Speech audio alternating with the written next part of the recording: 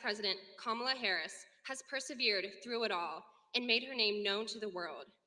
Born in Oakland, California, she was raised by a single mom who emigrated from India at age 19 with the dream of curing cancer.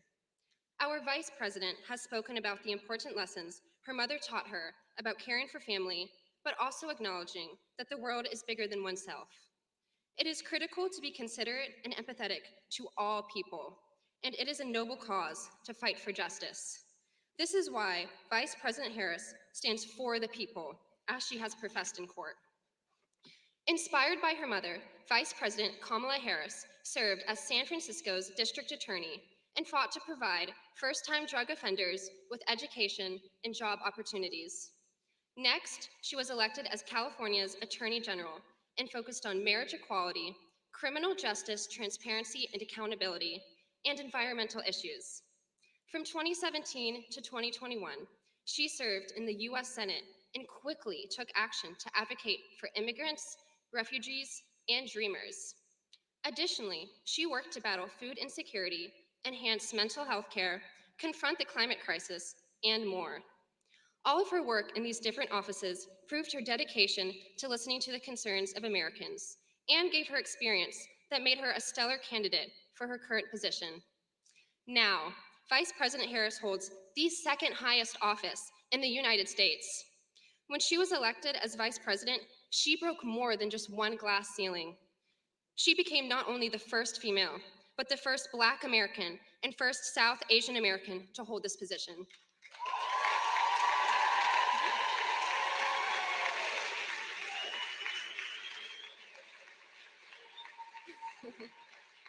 As someone who stands before you today, as the daughter of a young female Asian immigrant from Vietnam and the first Asian American student body president here at the college, I am personally inspired by Vice President, thank you.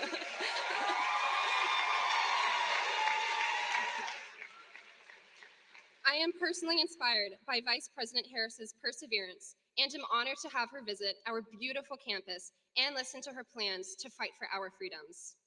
Now, before our lovely Vice President comes on stage, I would like to introduce her wonderful co-moderators, beginning with a fellow Oakland native, who is now a Tennessee State Representative, Justin Jones.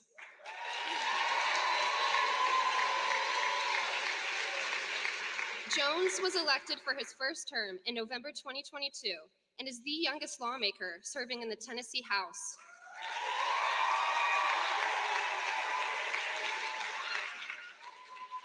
Prior to being elected, he was an activist, served on the board of directors of the Tennessee Healthcare Campaign, and led sit-ins and protests for racial justice.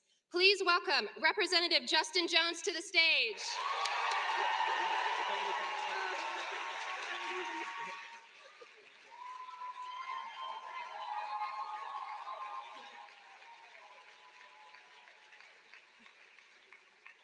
Next, it is my pleasure to welcome our second amazing co-moderator, actress, activist, model, and digital star, Amelie Zilber.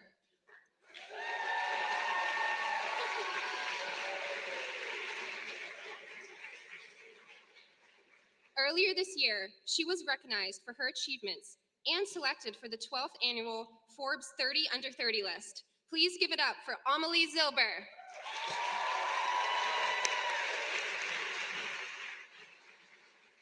Finally, the moment you've all been anticipating has almost arrived.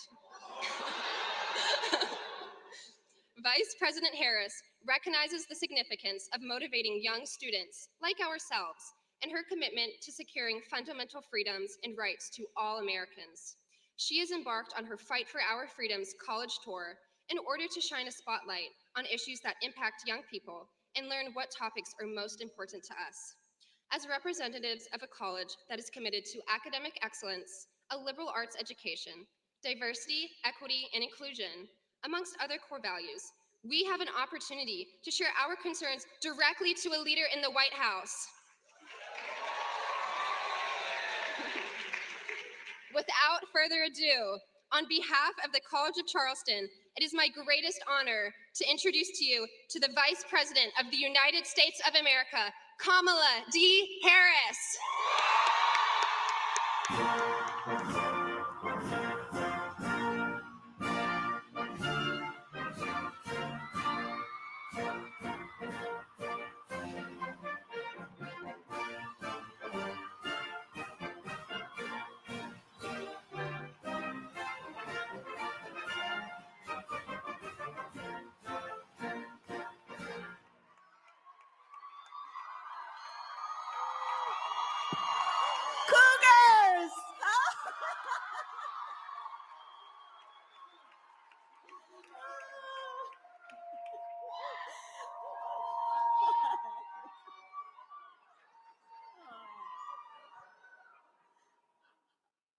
It's so good to be here.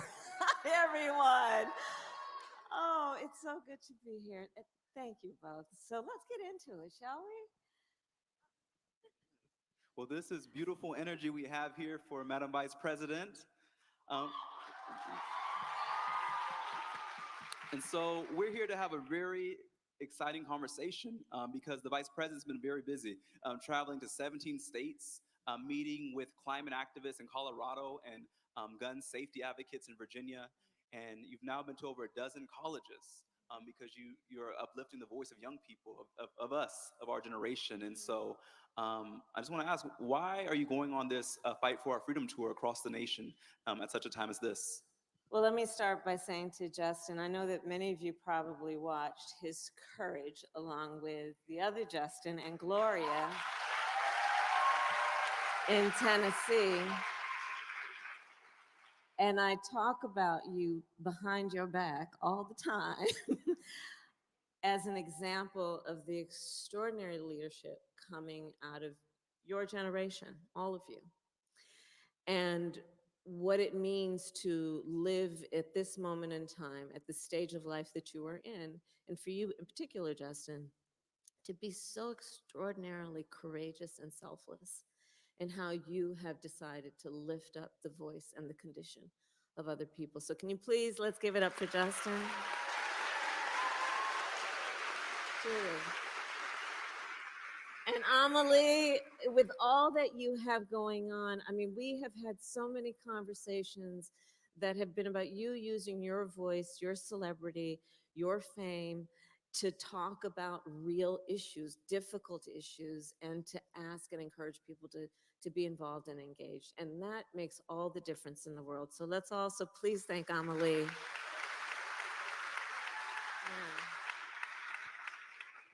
So the reason I decided to do this tour, the Fight for Our Freedoms tour, is, well, there are a number of reasons. One, just to be very candid and direct, I want for you all, and I'm speaking to the students, I want for you to be able to live your best life. And right now, we are at a moment in our country where, in many ways, there is an intentional, full-on attack against the freedoms and liberties that have been the basis for what I believe makes us strong and respected as a democracy. And I do believe that your generation in particular has already had an extraordinary life where you have been confronted with issues that many generations before you haven't seen. You all have only known a climate crisis. You all have only known active shooter drills.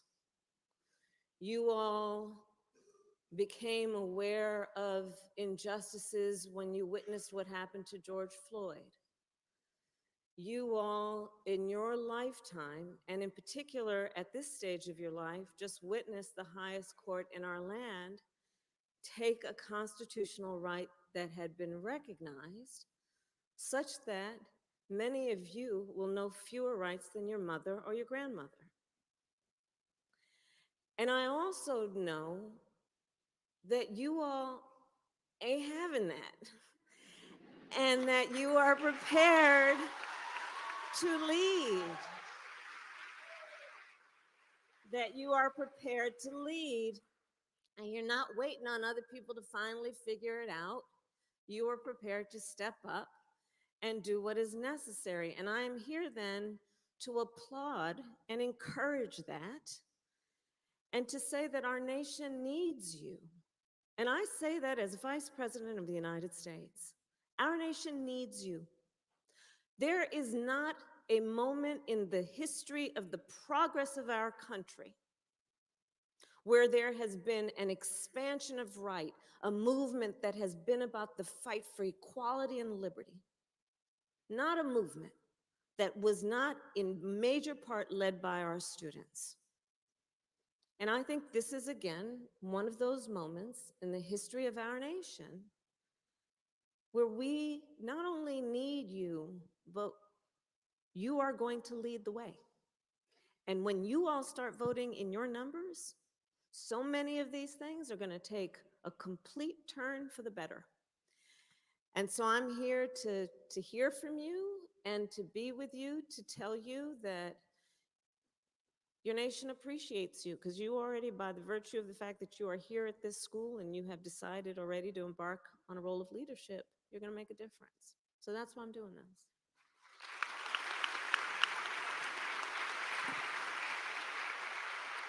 So you all heard the call to action from our Vice President. Young people, you don't have to wait till you graduate. It's your time now. And so we're going to take our first question because we want to hear from you, from a student here, Madison Meeks, if you'd come up and ask your question.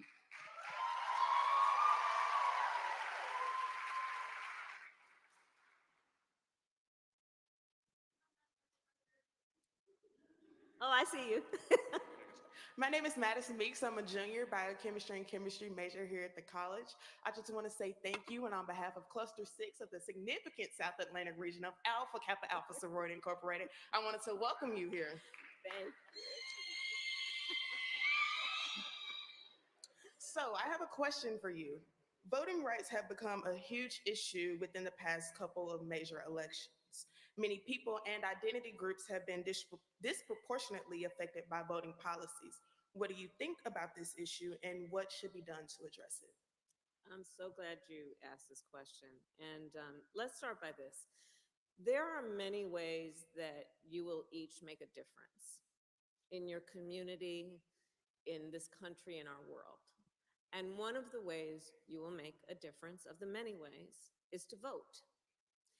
And so I do encourage you to know that it is very powerful, that voice that you can express through your vote. Please, I'm going to give you a website, vote.gov, where you can figure out if you are registered to vote, and if not, register to vote and encourage your friends and family. But it really does make a difference.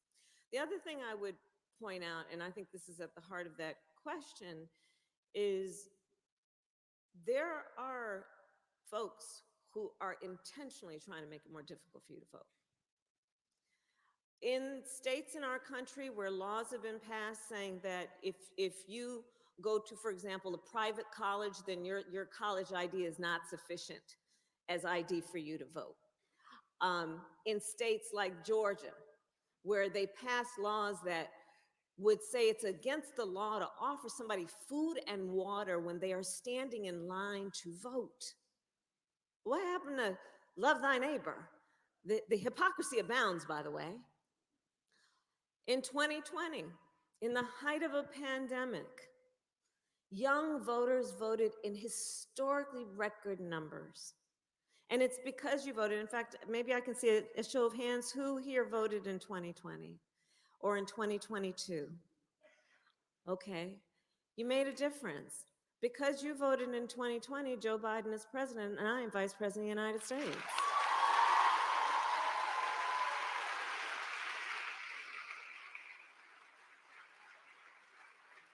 Because you voted, we were able to finally cap the cost of insulin for our seniors at $35 a month. We were finally able to say Medicare can negotiate against the big pharmaceutical companies. Because you voted in spite of all of the folks that are denying the significance and seriousness and immediacy of the climate crisis, we were able to pass the most comprehensive climate bill that now is going to put $1 trillion on the streets of America to invest in a clean energy economy, reduce greenhouse gas emissions, invest in solar and wind turbines, because you voted. because you voted and said student loan debt is no joke and we need to deal with that, we were able to put in place a policy that would give forgiveness of up to $20,000 for Pell Grant recipients. Sadly, the Supreme Court has disagreed with us, but we keep fighting on that, so much so that we have now just recently announced over $100 million by my last estimate of student loan forgiveness for student loan debt.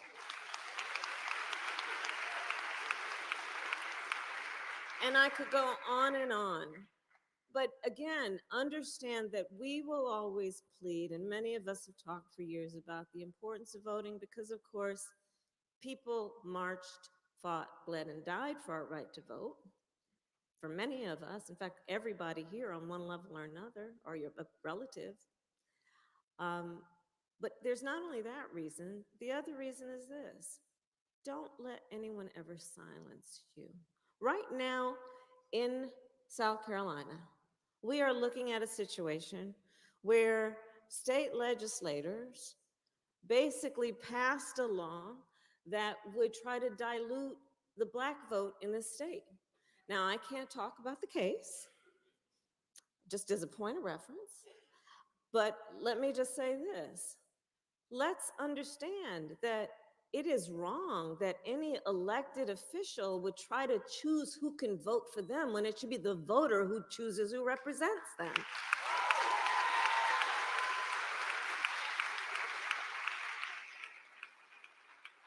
So I would say that, look, when we're talking about voting, it's critically important. They say that young people won't vote.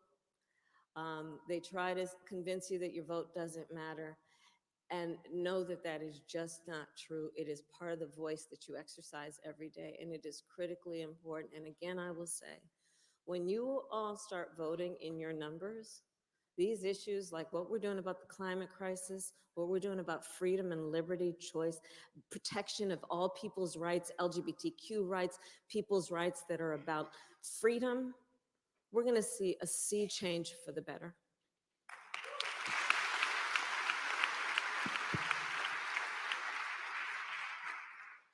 So, Madam Vice President, you very briefly just mentioned LGBTQ plus rights. And, you know, so much of our optimism as young people is marred by this fear that we are going to lose our fundamental rights. Yeah. And I can't help but think of the 556 anti-trans bills that have been introduced this year alone, not to mention the 27, I believe, that have been introduced before Congress.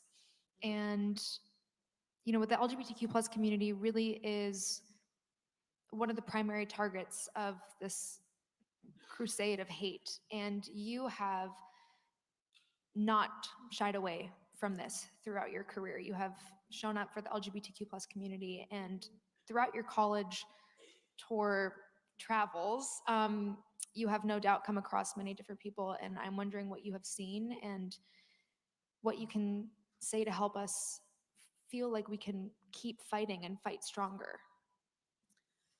Thank you, Amelie, and you've been a great and courageous voice on this. First of all, I strongly believe no one should be made to fight alone. We are all in this together. You know, there are some powerful forces right now that are really trying to divide our country.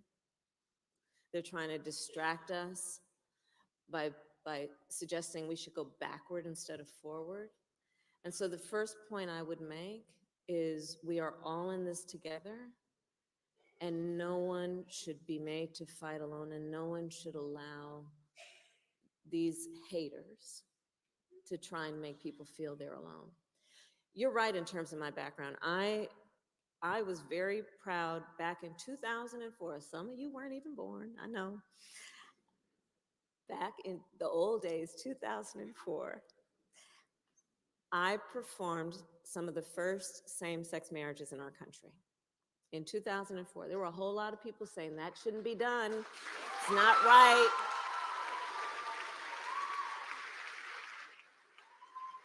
You know, people said, oh, they're not ready for this yet.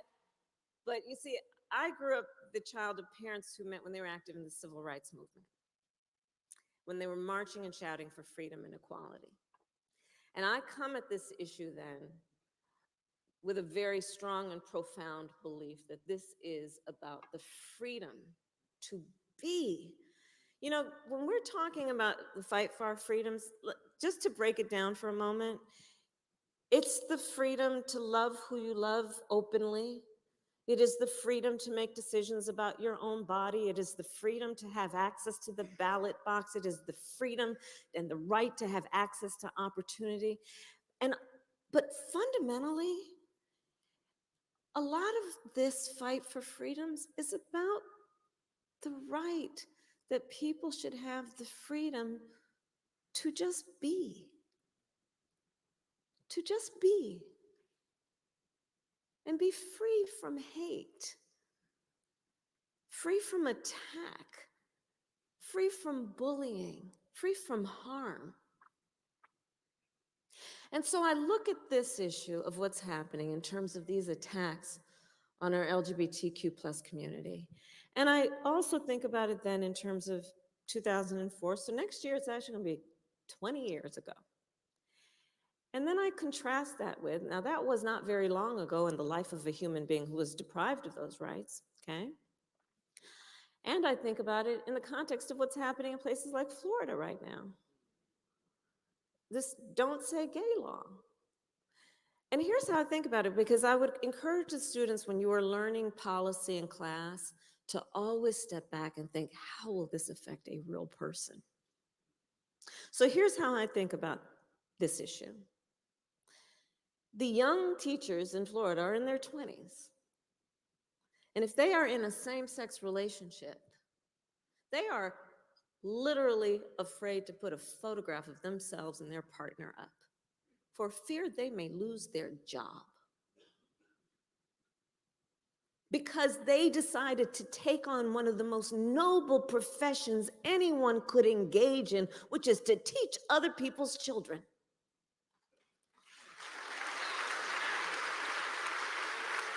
And we don't pay them enough as it is.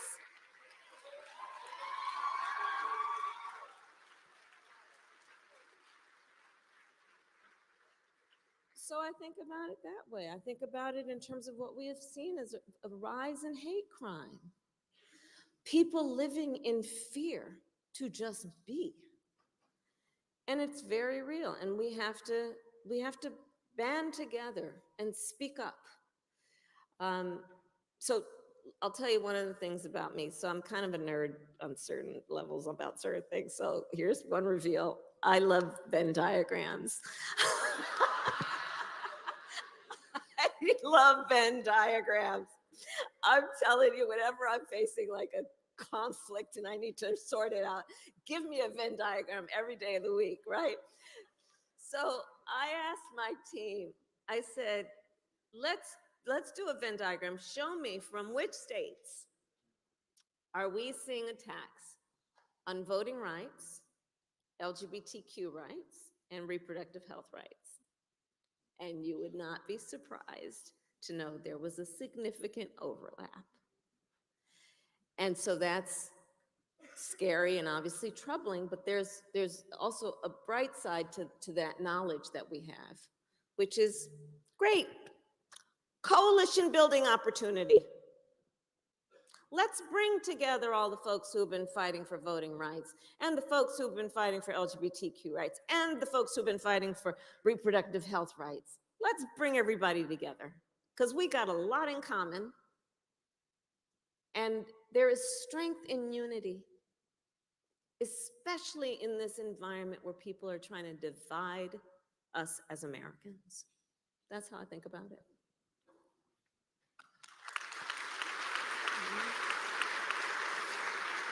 Wow, there is strength in unity. There's strength in unity. In Tennessee, we say y'all means all.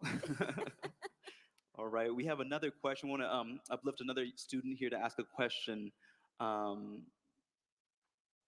Andrew Baxley.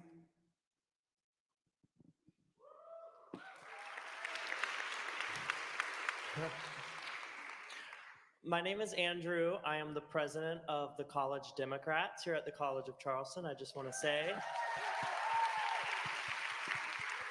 It is an honor and a pleasure to be speaking with you today. Thank you for your service and all that you do for this country. Um, my question is, my friend Ava is worried about her right to seek reproductive health care in her future as a South Carolina resident, a Republican majority state. Why should someone like Ava trust you and President Biden to secure these fundamental rights, human rights? And what are the steps your administration is actively taking to secure these fundamental human rights? Right, this is great.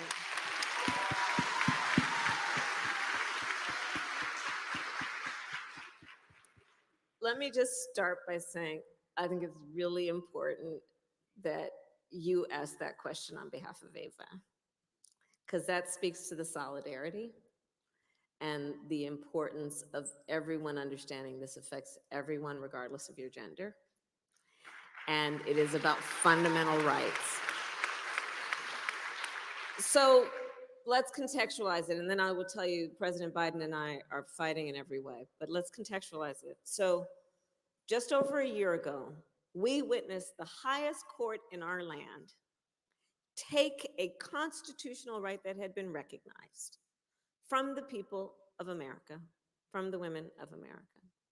And thereafter, states around our country, including this one, passed laws to restrict the ability of an individual to make decisions about her own body and her own future. And again, I say, let's understand this is not just an intellectual discussion. This is not just an academic discussion. Since that case came down from the Supreme Court last year, every day in America, people are silently suffering. Because here's what's been happening. There are being laws that are proposed and passed that, for example, make no exception for rape or incest. Now, we're going to have real talk here, okay? Everybody here's grown. So I'm going to I'll share with you a personal story. When I was in high school, I learned that my best friend was being molested by her stepfather. And I said to her, well, then you have to come live with us. I called my mother, and my mother said, yes, she has to come stay with us, and she did. As many of you know, I started my career as a prosecutor, and one of the main reasons I did is because I wanted to specialize and deal with crimes against women and children. And I did specialize in those cases for the majority of my career as a prosecutor. So on this issue, no exception for rape or incest, understand what that means. It is these so-called leaders, these extremists, saying to a survivor of an act of violence to their body, a violation to their body, that she does not have the authority and ability to decide what happens to her body next. That is immoral. That is immoral. And on this subject of access to reproductive care, to abortion care, let us all agree, one does not have to abandon their faith or deeply held beliefs to agree the government should not be telling her what to do.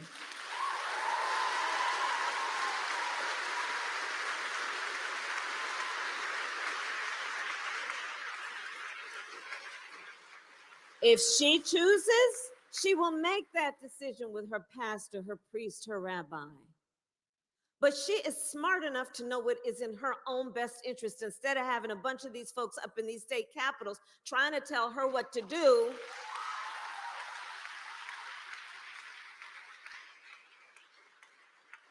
When if in fact you look closely at some of these laws, it becomes clear that these state legislators don't even know how a woman's body works. Take a look at what's happening here as evidence of that. Passing laws to tell her what she can do before she probably even knows she's pregnant. So on this issue, it is a real issue affecting real people in real time in our nation. And we have to understand the urgency of our action to put back into law the rights that the court took away And to do that, we have to elect people to the United States Congress, because they who just simply have to agree that they may have their personal beliefs, but agree that the government shouldn't be telling folks what to do. If we have that number in the majority, then we can pass a law that puts back in place the protections under the case that was called Roe v. Wade. And Joe Biden has been clear he will sign it. Elections matter.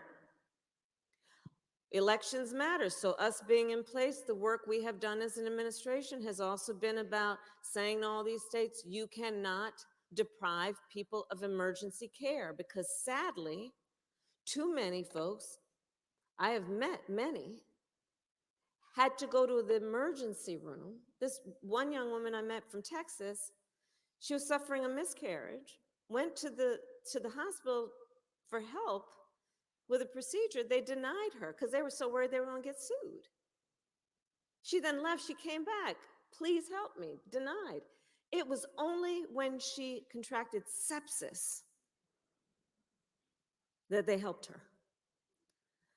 So the issue about the restriction and enforcing the restriction, nobody should be denied access to emergency care, is something we are pushing. Access to contraception, and making sure that we ensure that folks have access to contraception. But ultimately, what the court took away, Congress can put back in place. And so elections matter, which means your vote matters.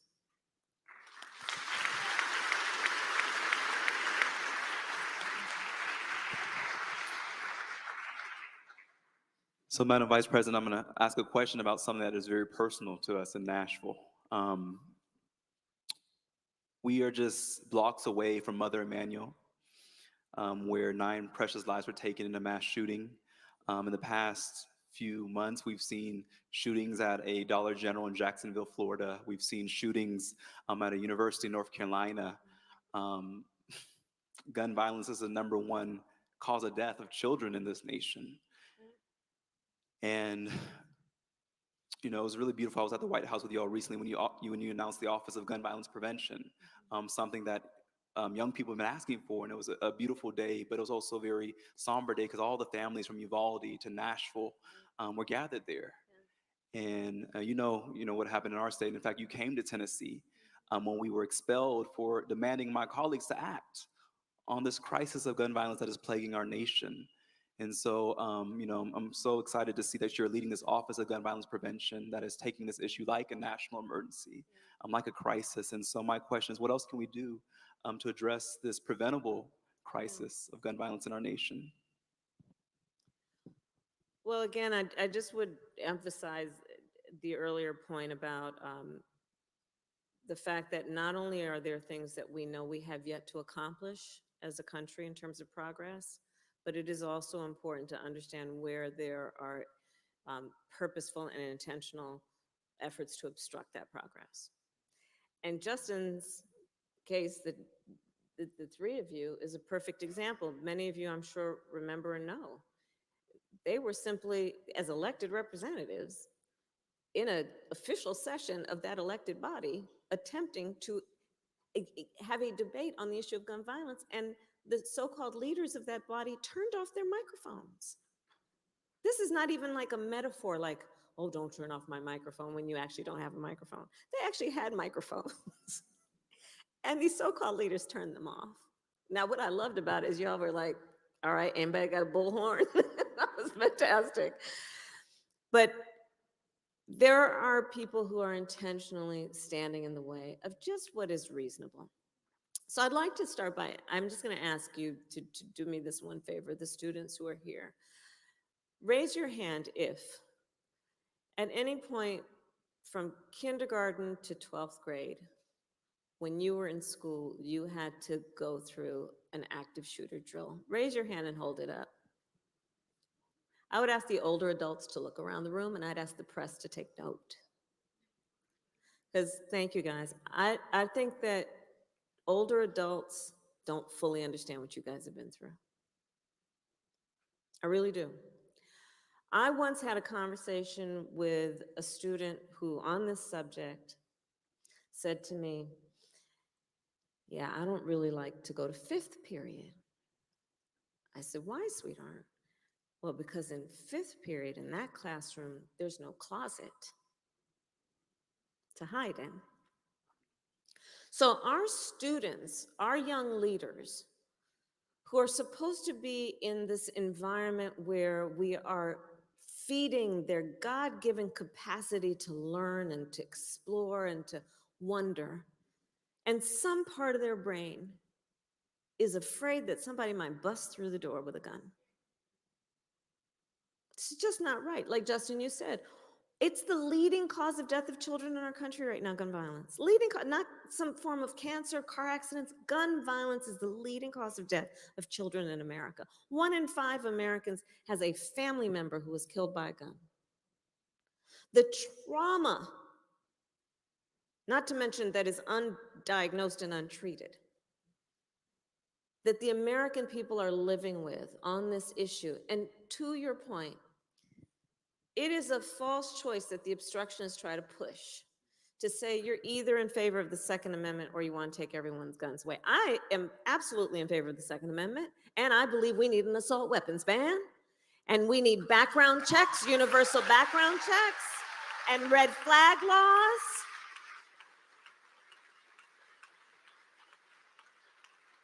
It's just reasonable. It's just reasonable. You just might want to know before someone can buy a lethal weapon if they've been found by a court to be a danger to themselves or others. You just might want to know. It's just reasonable.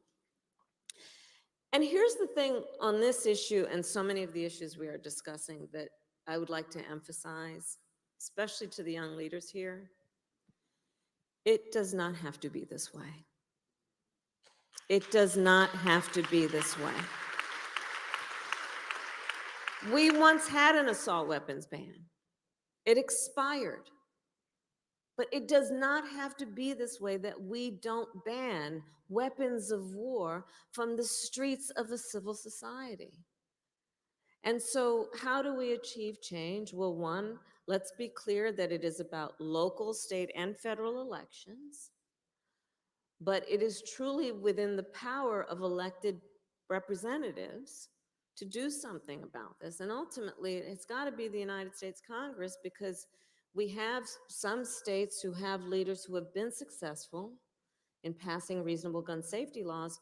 But if we don't have some kind of overall approach, then, guns can obviously, assault weapons can obviously, pass through state lines. So a big part of this elections matter. But again, I'm going to repeat myself. When you guys start voting in your numbers, because for this issue is with so many, this is not an intellectual issue for you. It is a lived experience. You guys are going to make a big difference.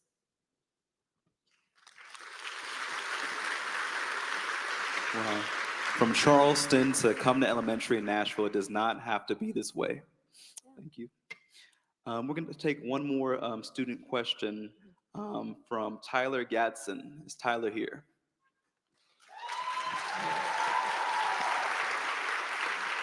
Greetings and welcome to Charleston. My name is Tyler Gadsden. I am the boss list of the Beta Mu chapter of Omega Psi Phi Fraternity Incorporated, a student athlete, academic mentor, student ambassador, as well as a Bonner leader intern. My question for you today is about climate change, and it is: what specific policies and initiatives is the government implementing to address the immediate as well as long-term impacts of climate change, such as sea level rise, which is what we see here in Charleston weekly, and even extreme weather events, and how are these being funded as well as supported? Yeah, this is a wonderful question. And thank you for your leadership in so many capacities. Thank you. Thank you.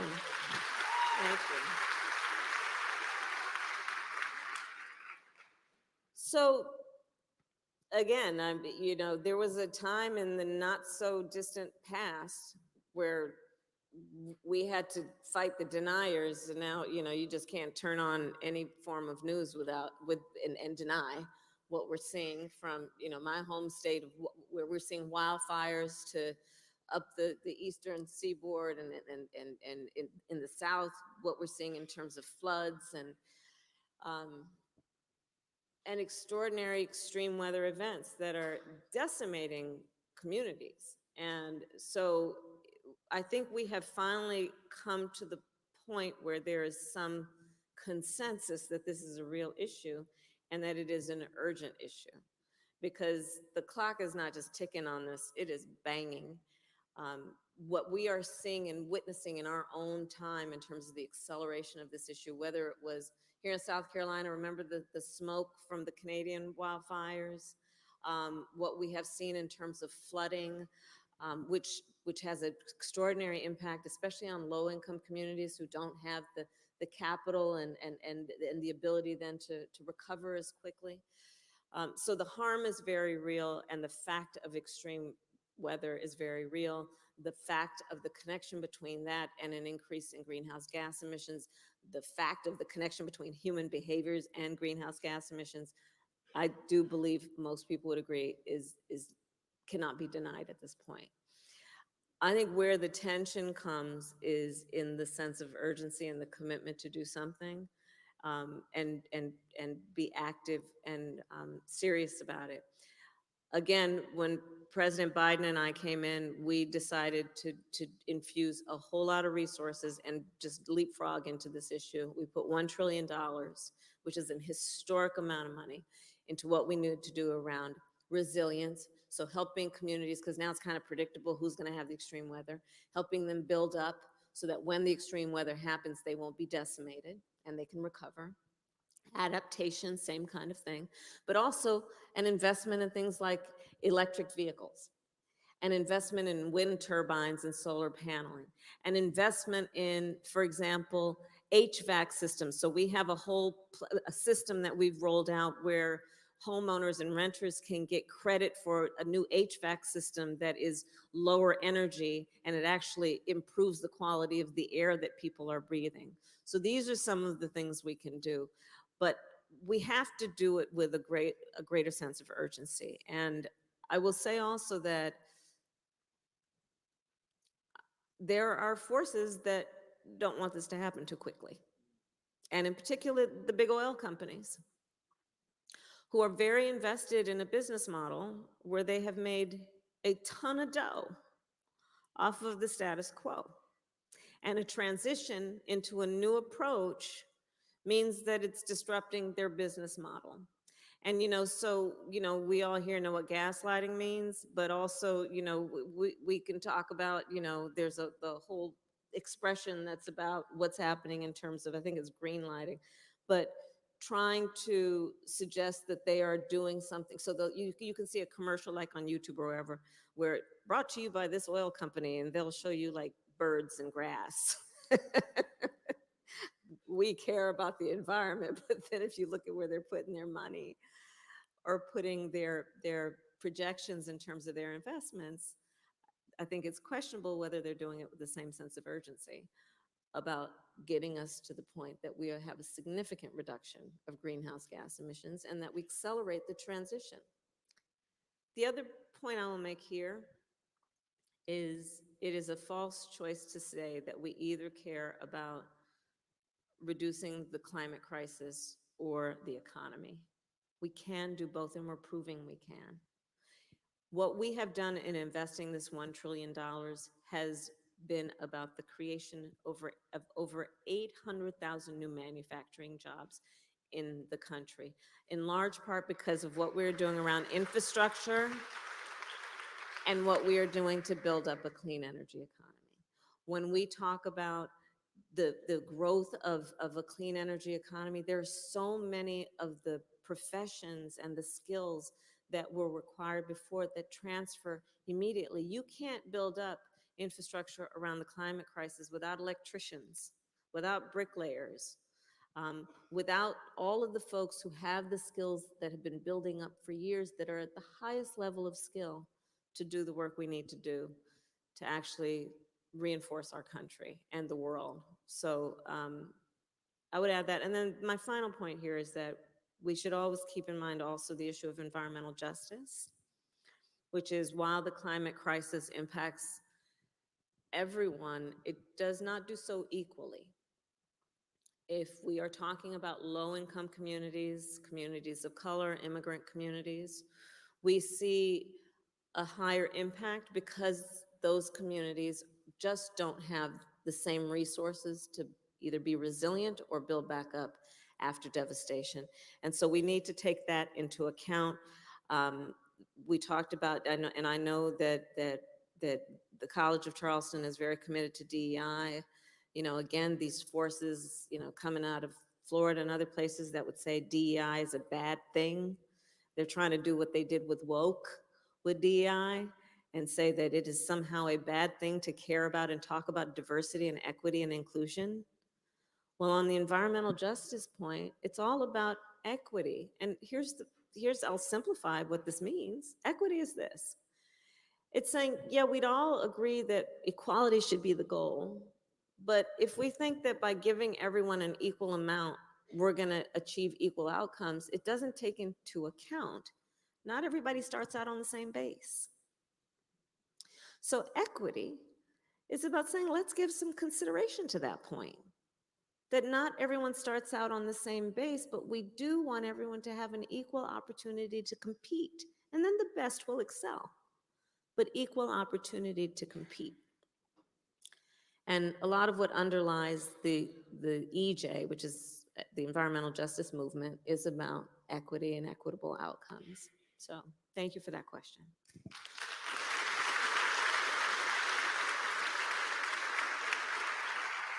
So we are heading into our last question. I want to say thank you for your candor, your authenticity, and for your heart in this conversation. It is abundantly clear how much you believe in the power of young people. And I think it just means so much more than you know to all of us.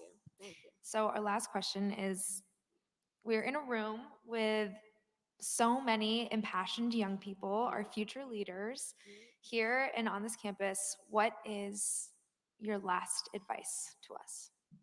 Oh, well, I've got lots of advice. How long do you have? Let me start with this. So we talked a little bit earlier about what's happening in this environment right now. And, you know, and I am traveling the country and I'm traveling the world.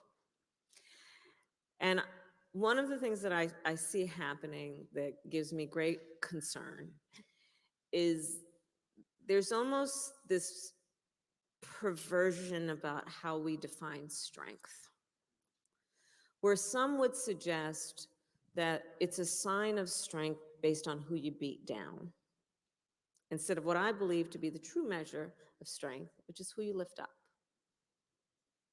Some who would suggest that it is a sign of weakness to have some level of concern and compassion and care about the suffering of other people.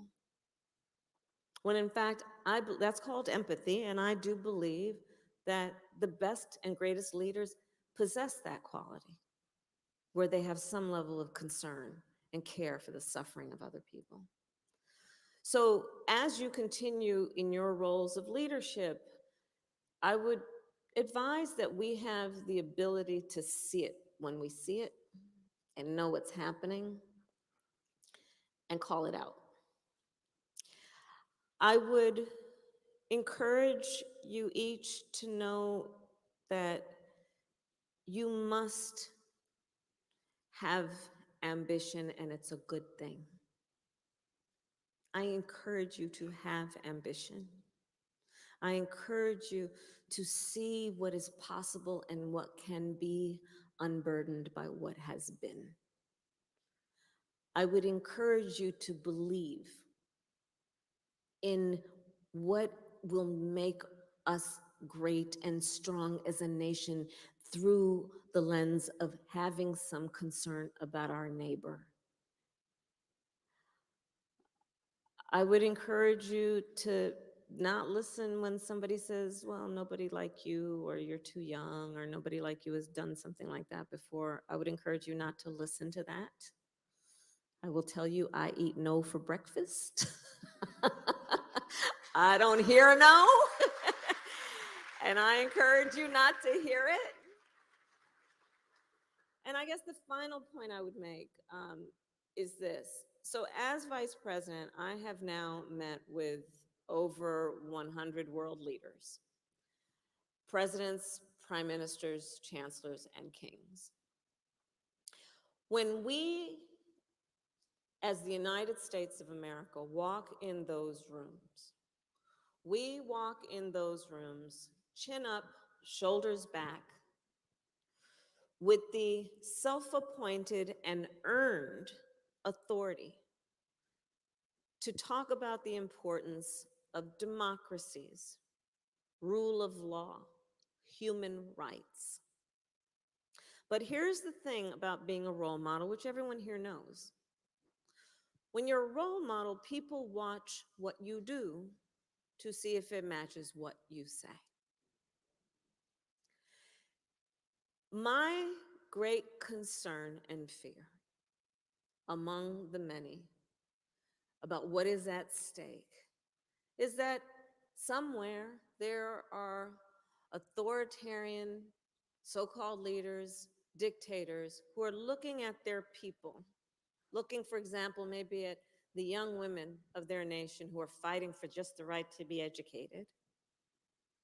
And they're saying to those who are fighting for liberty and freedom and equality and fairness and justice, well, you want to hold out the United States as your example? Look what's happening over there right now.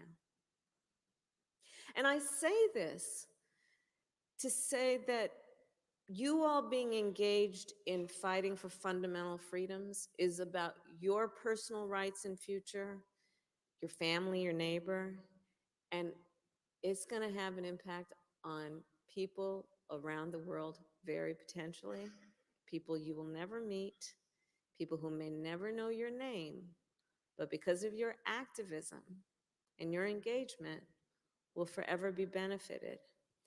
So the advice there is know the power that you each have as individuals and the ferocious power you have as a community, as a collective, as a coalition to make a difference. And for all of those reasons, I thank you, I applaud you, and your nation is counting on you. Thank you all.